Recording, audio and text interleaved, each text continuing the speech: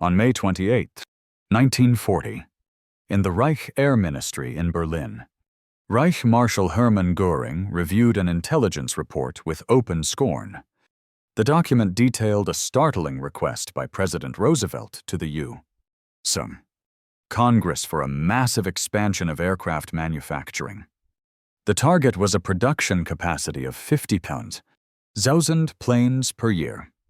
Göring scoffed at the news, telling his staff the Americans must be desperate if they thought such propaganda would scare Germany. He believed they knew nothing of real war production. Let them try to convert their car factories, he sneered, because they would soon learn that building warplanes was far more complex than assembling automobiles. But Göring failed to see that in Detroit, a Danish immigrant named William Knudsen was already setting in motion a plan that would prove him profoundly wrong. The former president of General Motors, Knudsen was now serving as Roosevelt's head of production for a symbolic salary of $1 per year. He was the chief architect of what would become the most incredible industrial mobilization in history. Therefore, within just 4 years, American factories would not only meet the 50,000 aircraft goal that Göring dismissed as impossible, but they would nearly double it, all while supplying 2 massive war fronts on opposite sides of the world. The statement that provoked such contempt from Germany was delivered on May 16, 1940, a day when German tanks were storming across France. President Franklin Roosevelt stood before Congress and made his famous declaration, stating his desire to see the nation capable of producing at least 50,000 planes a year. But the reaction was not just scorn from his enemies. Even America's allies met the announcement with deep skepticism. This skepticism was understandable because in 1939, the entire United States had manufactured only 611 military aircraft. The Army Air Corps had a mere 700 combat planes, and many of those were outdated. Roosevelt was demanding a staggering 14-fold increase in output. William Knudsen was the man chosen to make this miracle happen. When presidential advisor Bernard Baruch was asked who could possibly achieve such a goal, he famously replied, "First, Bill Knudsen. Second, Bill Knudsen. Third, Bill Knudsen." Knudsen had walked away from a salary equivalent to over $6 million today to serve his new country. He applied the principles of automotive mass production to the intricate process of aircraft manufacturing, and the transformation was immediate. By December 1941, American factories were already building 2,000 military planes every month, a 20-fold increase in just 2 years. The Ford Motor Company revealed its plans for an enormous bomber factory at Willow Run, Michigan. Boeing rushed to expand its Seattle operations, and Douglas Aircraft began hiring workers by the thousands. The great arsenal of democracy was finally stirring from its slumber. The Nazi leadership's dismissal of America's potential was rooted in a toxic combination of racial arrogance and deliberate ignorance. General Friedrich von Boeticher, Germany's military attaché in Washington, had been sending accurate intelligence reports detailing the rapid American industrial mobilization. His cable in December 1940 was a stark warning that American war production would soon reach unimaginable levels. But Berlin brushed these reports aside as pessimistic exaggerations. When Boeticher tried to personally warn Hitler about America's potential in 1939, the Führer ignored the intelligence and instead launched into a tirade about American racial impurity. He declared that Americans were incapable of waging a sustained war. This ideological blindness would prove to be a fatal mistake. This prejudice infected every level of the Nazi regime. Luftwaffe intelligence analysts saw reports of women working in American aircraft factories as a sure sign of desperation. They simply could not imagine that a democratic society's voluntary mobilization could ever outperform their own totalitarian system. Therefore, when they received reports of factories operating around the clock in 3 shifts. They automatically assumed the numbers were inflated. The reality of America's industrial power was something their worldview could not accept. Ford's Willow Run factory became the ultimate symbol of American industrial ambition. Construction began on an open plot of farmland on April 18th, 1941, and it grew into the largest factory in the world under a single roof. The facility spanned 5 million square feet, with an assembly line that stretched for a full mile. Ford's production chief, Charles Sorensen, made the audacious promise to produce 1 B-24 Liberator bomber every hour, a rate that dwarfed other factories, which could only manage 1 per day. But the initial efforts were a disaster. The first bomber, completed in September 1942, was so flawed it had to be completely rebuilt, and quality control problems plagued nearly half the early production. By February 1941, Willow Run was only producing 56 bombers a month, a far cry from the promised hundreds. Critics mockingly nicknamed the plant Will It Run. But the engineers at Ford refused to give up. They tackled the immense complexity of the B-24 bomber by breaking its 488, 193 parts into smaller, more manageable subassemblies. They pioneered new hydraulic riveting tools, created prefabricated wiring systems, and perfected the moving assembly line for aircraft. In 1943 alone, they successfully incorporated 578 design changes requested from the battlefield without ever halting production. Therefore, by September 1943, monthly output had climbed to 148 bombers, and by December, it reached 365. The true breakthrough arrived in April 1940. Willow Run produced an incredible 428 B-24s, which meant a new bomber was rolling off the line every 63 minutes, day and night. This single American factory was now outproducing the entire German aviation industry combined. German pilots fighting in the skies over North Africa were the first to experience the shock of America's production might. In December 1940, Major Johannes Steinhoff, a respected ace, noted that the American pilots were no longer inexperienced.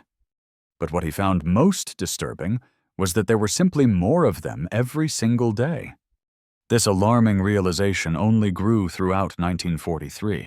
On January 27th, America launched its first bombing raid on Germany itself, sending 64 bombers to attack the port of Wilhelmshaven.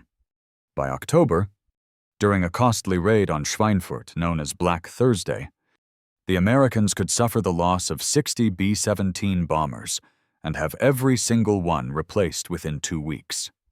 The grim arithmetic of the air war had turned decisively against Germany. During a massive aerial assault known as Big Week in February 1944, American air forces flew 500 bomber missions against German aircraft factories. The Luftwaffe lost hundreds of fighters in the desperate defense, but the most critical loss was nearly 100 of its most experienced and irreplaceable veteran pilots. General Adolf Galland had to report to Göring that Germany was losing 200 fighters each month while only managing to produce 1,000. In contrast, America was building 500 fighters monthly while losing only 400. Major Hannes Baer, one of Germany's greatest aces, described a mission where his small group of 8 fighters faced a stream of at least 700 American bombers that stretched from one horizon to the other. He said simply, "It was hopeless." By 1944, American aircraft production had reached a truly mind-boggling scale. In that single year, American factories built 270 aircraft. This included over 16,000 heavy 4-engine bombers and nearly 36,000 fighters. This output from 1 year alone was more than the entire number of aircraft Germany produced during the whole war. But the difference went far beyond mere numbers.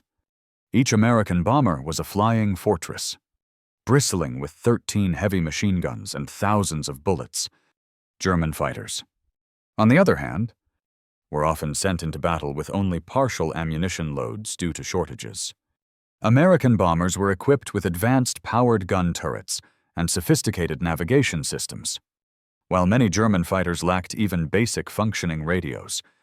By May 1944, Boeing's Plant 2 in Seattle was rolling out 16 B-17 bombers every single day. Douglas Aircraft, a company that had only 68 employees in 1936, had expanded to employ 167,000 workers. North American Aviation was producing 500 P-51 Mustang fighters a month, and Lockheed was building a P-38 Lightning every 90 minutes. The entire industrial ecosystem rose to the challenge. General Motors produced tens of thousands of aircraft engines, while Packard built the legendary Rolls-Royce Merlin engine under license. Aluminum production from Alcoa surged by 600%, and Dow Chemical increased its magnesium output from 6 million to 333 million pounds a year. The transformation of the American workforce was just as revolutionary, and it completely shattered Nazi ideas about society. Women had made up less than 1% of aircraft workers in 1941, but by 1940, they represented 65% of the workforce, with 310,000 women building planes. At one Douglas factory in Long Beach, more than half the employees were women. Roswell Monroe, the real-life inspiration for Rosie the Riveter, worked at Willow Run and could drive 3,000 rivets in a single shift with near-perfect accuracy. The presence of women inspectors at Douglas dramatically reduced the rate of defects, because Ford redesigned tools to better fit smaller hands. They inadvertently made them more efficient for everyone. German intelligence saw this as a sign of weakness. A captured report dismissed these female workers as temporary and predicted a collapse in quality. But the opposite happened. Precision and quality improved because women excelled at detailed and delicate work. Their contribution was a symbol of democratic strength, not weakness. As American production reached incredible heights, Germany's leadership retreated into a world of fantasy. In February 1944, Göring approved a program to disperse aircraft production into 729 scattered and hidden underground facilities. These factories were built and operated using slave labor. The notorious Mittelbau-Dora complex forced 60,000 prisoners to work in appalling conditions, and 20,000 of them died. But this brutal system was a catastrophic failure. The underground factories produced more faulty parts than working aircraft because the slave laborers bravely sabotaged components whenever they could. The dispersed network created logistical nightmares, and quality control completely fell apart. The entire Mittelwerk complex produced fewer engines in a month than a single Ford plant in Chicago. Meanwhile, American innovation was only accelerating. Boeing pioneered a modular construction method for its new B-29 Superfortress, building sections in 4 different factories that were so precise they were completely interchangeable. The B-29, which cost the equivalent of over $11 million today, was a technological marvel that Germany could not hope to match. By early 1944, America was producing 100 of these advanced bombers every month. The D-Day invasion on June 6th, 1944, was the ultimate demonstration of American industrial power. The Allies deployed 590 aircraft to support the landings, while the German Air Force could only manage to send up 319 planes. This was an overwhelming 36-to-1 superiority. It was not just a tactical advantage, it was industrial annihilation. In the months leading up to the invasion, Allied bombers had dropped 145,000 tons of bombs on German targets, more than all the bombs Germany dropped on Britain during the entire war. Transport planes delivered entire airborne divisions in a single day, using more aircraft than Germany had in its whole transport fleet. By the end of 1944, a single American bombing raid could consist of 200 heavy bombers protected by 900 escort fighters. The P-51 Mustang had become the master of the skies. It had the range to fly deep into enemy territory, the performance to outfight any opponent, and it was produced in such vast numbers that losses were quickly replaced. German pilots, overwhelmed and outnumbered, grimly called them Indians because they seemed to swarm from every direction at once. As the reality of defeat became undeniable, even the highest levels of Nazi leadership began to admit their catastrophic error. In December 1944, Propaganda Minister Joseph Goebbels wrote in his diary that Göring's promises of air superiority now seemed like criminal delusions. He lamented that they were fighting the world's greatest industrial power with empty words. Before D-Day, Field Marshal Erwin Rommel warned his staff that the Americans could afford to lose 10 tanks for every one of theirs and still win. He knew that when they landed, their material superiority would be so overwhelming that no defense could hold. Even Hitler himself finally admitted to his armaments minister, Albert Speer, that they should have listened to the reports from Washington. Their industrial potential was decisive, he conceded. Speer later testified at his trial that American bombing had crippled German production, stating that the systematic attacks on industrial targets were the direct cause of the breakdown of the German war machine. Germany did have one moment of true technological brilliance with its Me-262 jet fighter. It was operational in mid-1944 and was 100 miles per hour faster than any Allied plane. Hitler and Göring pinned their hopes on this wonder weapon, believing it could turn the tide of the air war. But Germany managed to produce only 430 of them in total, and never had more than 200 operational at any one time. The revolutionary jet engines were unreliable and needed a complete overhaul after just 10 hours of flight. Because of critical material shortages, engineers had to use inferior metals, which made the problem even worse. America, meanwhile, had been quietly developing its own jet aircraft since 1940. While its first model was not a success, the Lockheed P-80 Shooting Star, which was superior to the Me-262, was already entering production as the war ended. Therefore, America's deep industrial base allowed it to pursue multiple advanced technologies at once, a luxury Germany could not afford. The lesson was clear. Technological quality meant nothing without industrial quantity. When Hermann Göring was arrested on May 8, 1945, his long denial of reality finally came to an end. At first, he was defiant, insisting that German technology had been superior and was only defeated by brute numbers. But his interrogators at a special facility in Luxembourg began to systematically confront him with the facts. In July 1945, Major Kenneth Haekler conducted a series of interviews that documented Göring's slow, painful recognition of America's industrial might. "I knew American industrial potential was great," Göring finally admitted, "but the execution exceeded my worst fears." He was particularly stunned by the output of a single factory. That single factory at Willow Run produced more aircraft than our entire bomber force at its peak. It was incomprehensible. He also expressed amazement at American logistics.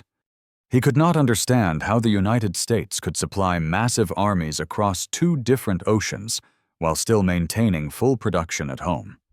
"We couldn't adequately supply forces 500 miles from Germany," he said. You supplied armies, thousand miles from America. During his trial for war crimes at Nuremberg, prosecutors confronted Göring with a mountain of evidence. They displayed charts showing that by 1944, America was producing more aircraft every single month than Germany had managed in an entire year. They played films of the assembly lines at Willow Run, and then listed the German cities that had been devastated by bombers built in that one factory. In his testimony, Göring struggled to put the scale of it into words. I never imagined they could increase aircraft production 100-fold in 4 years, he said. Such growth seemed physically impossible. A prison psychologist noted Göring's obsession with the production statistics during the trial. He would spend hours calculating the ratios, comparing the output of single American factories to Germany's entire national effort. He kept returning to Willow Run, calling it that damned factory that broke our backs. When he was shown figures proving America had produced over 800,000 aircraft engines to Germany's 241,000, he just stared at the paper in silence. The cold, hard math of his nation's defeat had finally become undeniable. The scale of America's achievement is still difficult to comprehend today. From a starting point of just over 600 military planes in 1940, the nation produced nearly 300,000 by the end of the war. This industrial army was powered by 2 million Americans from every walk of life. It included women, African Americans, Mexican Americans, and Native Americans. It was a democratic mobilization of free people that achieved what a totalitarian regime using forced labor could not. Therefore, the inexperienced workers who entered the factories in 1941 emerged 4 years later as the most skilled aviation workforce in the world. They did not just build planes. They revolutionized the very idea of manufacturing. The production miracle did more than just win the war. It helped launch the American century. Statistical quality control methods developed for building bombers became the standard for industries all over the world. Automation techniques first used at Willow Run transformed global manufacturing. The same engineers who designed assembly lines for bombers would go on to design the Saturn V rocket that took men to the moon. Many of the women who riveted B-24s would raise the children who became the astronauts who walked on it. The economic story was just as remarkable. The aircraft production effort cost $45 billion, which is equivalent to over $800 billion today. The B-29 program alone cost more than the Manhattan Project that developed the atomic bomb. But instead of bankrupting the country, this massive spending created an era of unprecedented prosperity. The high unemployment of the Great Depression disappeared completely, and the average American's income doubled during the war. Much of this expansion was financed by the workers themselves through the purchase of war bonds. The workers at Willow Run alone bought bonds worth the equivalent of nearly $780 million today, effectively funding their own factories' operations. Germany, on the other hand, was being crushed by the economic demands of the war. By 1944, aircraft production consumed 40% of its total industrial capacity, yet it still produced less than half of America's output. The regime's increasing reliance on slave labor was not only morally bankrupt, but also a catastrophic failure in terms of efficiency. Sabotage was rampant. Quality plummeted, and the productivity of the German worker actually declined. While American worker productivity soared by 300%, the vast industrial infrastructure built for the war became the engine of America's post-war economic boom. Factories that had made bombers now produced materials for suburban homes and consumer goods. Beyond the sheer numbers was a level of organizational genius. A government body called the War Production Board seamlessly coordinated the efforts of 184,000 different companies. IBM punch-card computers tracked millions of individual parts across a continent-wide supply chain. Scientists at MIT developed advanced radar and navigation systems that allowed American bombers to strike their targets in any weather. This system was also incredibly adaptable. When combat experience showed that the B-17 bomber was vulnerable to head-on attacks, Boeing designed and added a new chin turret to the plane in just 60 days. German modifications to their aircraft often took months or even years, but American improvements were implemented in weeks. This rapid feedback loop between the battlefield and the factory floor was a decisive advantage. Information from combat missions in the Pacific could be on an engineer's desk on the Atlantic coast within days. Because of this democratic flow of information, American aircraft designs were constantly evolving and improving. German aircraft, built in isolated underground factories by oppressed workers, remained largely static. The American system, where a pilot's observation or a line worker's suggestion could lead to a design change, proved vastly superior to the rigid, top-down German command structure. On October 15, 1946, just hours before he was scheduled to be executed, Hermann Göring wrote his final letter. In it, he offered his clearest admission of why Germany had lost the war. The Americans won through industrial power, not military prowess. He wrote, "We were not defeated by better soldiers, but by better factories." His last words to the prison psychologist were just as telling. "We declared war on an industrial giant while it slept. When it awoke, we were doomed. They didn't just outproduce us.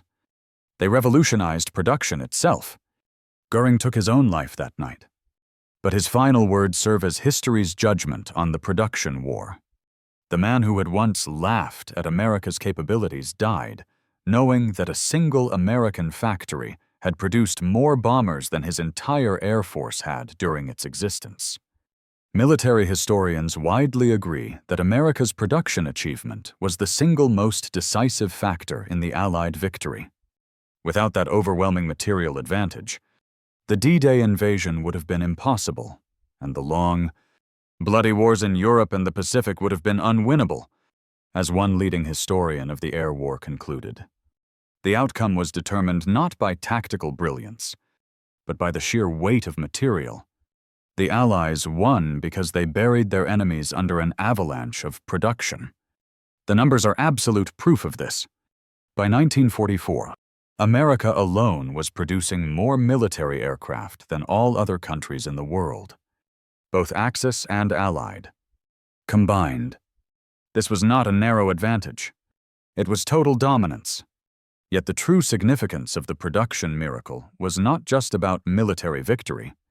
It was a powerful demonstration of the superiority of a democratic system over a totalitarian one. The millions of workers who achieved this incredible feat were not slaves. They were free citizens who came together for a common cause. Hermann Göring's arrogant dismissal of America's potential stands as one of the most catastrophic miscalculations in all of history. His contempt for a democratic, consumer-oriented society cost Germany the war and resulted in the loss of millions of lives. His failure to understand the power of a free people sealed the fate of the Third Reich long before the first American bombs fell on German soil. The journey from 3,000 planes a year to nearly 100,000 proved that free societies, when faced with a true threat, can achieve the impossible. American workers did not just meet Roosevelt's goal, they doubled it, all while fighting a two-front war. There is a powerful lesson in Göring's mistake. To dismiss democratic nations as weak because they are peaceful, or to underestimate the productive power of free people because they prefer prosperity over conquest, is to invite disaster. In 1940, America seemed utterly unprepared for a major war, but by 1944, it had transformed itself into an unstoppable industrial giant. The arsenal of democracy proved that factory production lines can be as decisive as military front lines, and that industrial mobilization can determine the outcome of a war as surely as any battle strategy. Göring learned this lesson far too late, and the price was the complete destruction of his nation. His personal journey, from his boastful dismissal in 1940 to his final, damning confession in 1946, perfectly mirrors the rise and fall of Nazi Germany. His contempt for American production became the epitaph for a regime that valued hateful ideology over reality and believed that racial myths could somehow overcome the unyielding logic of industrial mathematics. The man who mocked American industry died knowing that in 1944 alone, American factories built more planes than Germany had managed to produce during the entire war. His laughter became the most expensive joke in history, paid for with total and unconditional defeat. America built 295, 959 military aircraft. Germany built 94, 677. But the true victory was not just in the numbers. It was in the method. It was the proof that free workers will always outproduce slaves, that democratic cooperation is stronger than totalitarian command, and that a diverse nation of immigrants can unite to achieve what seems impossible. The B-24 bombers that rolled out of Willow Run every 63 minutes were more than just machines of war. They were democracy's answer to tyranny. Every rivet was a testament to the power of free people united in a just cause. Hermann Göring laughed at the idea of America producing 50,000 planes a year. In response, America produced twice that number and, in doing so, changed the course of human history. His laughter now echoes as the sound of a fatal miscalculation. It was the sound of a tyrant who understood neither democracy nor production. And in the end, he and everything he stood for were buried under an avalanche of nearly 300,000 aircraft that turned his contempt into history's most complete and devastating defeat.